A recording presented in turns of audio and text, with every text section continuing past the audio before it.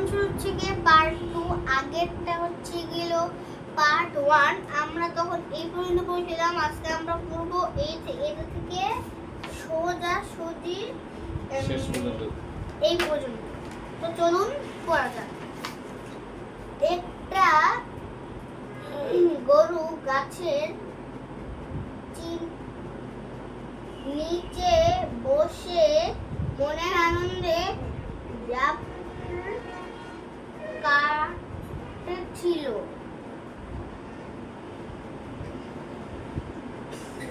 টিকটিকি তার লেজটা চাইল।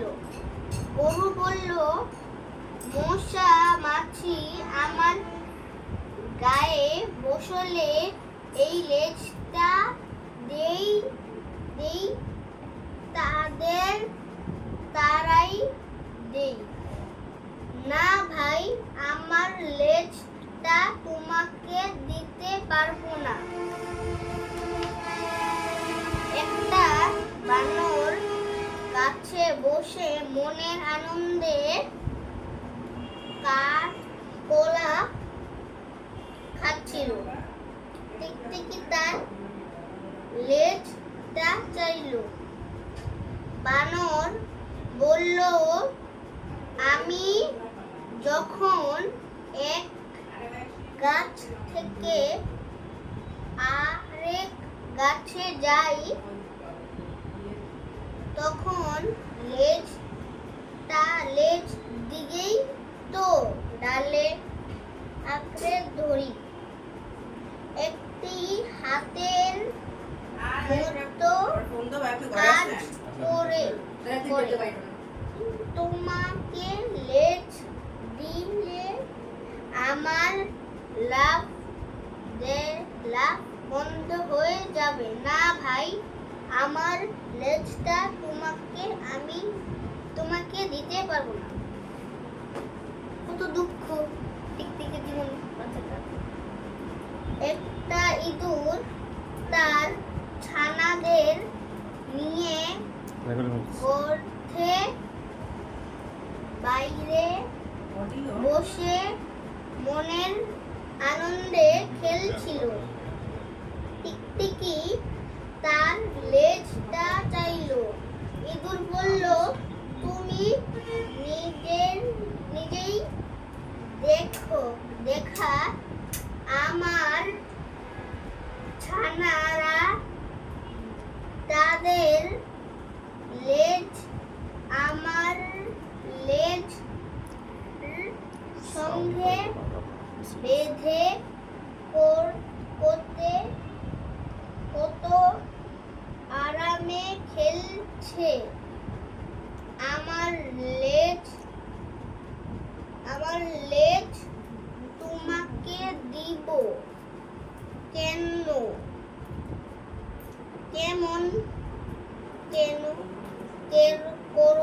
করে আমার লেজটা তোমাকে দিতে পারবো না। লেজ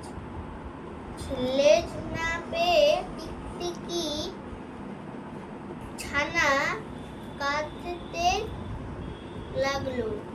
তাই দেখে ইঁদুর তাকে বলল, কেঁদো না বাছা, বাড়ি ফিরে যাও। তোমাকে মা হয়তো একটি কিছু উপায় বের করে দিবেন। টিকটিকি ছানা বাড়ি ফিরে তার মাকে সব কথা বলল। মা শুনে হাসতে হাসতে বলল, বোকা ছেলে, তোমার লেজ দিকে একবার চেয়ে দেখো তো। টিকটিকি ছানা তার লেজ দেখে তাকিয়ে আবার হয়ে অবাক হয়ে গেল। আরে এ তো নতুন লেজ। তার খুশি দেখে মা বলল, শুনো বাপু, আমাদের লেজ কেটে গেলে আবার নতুন করে একটি লেজ গজায়। টিকটিকি ছানা হেসে বলল, এখন থেকে কেউ চাইলে তাকে আমার লেজ দিয়ে দিব।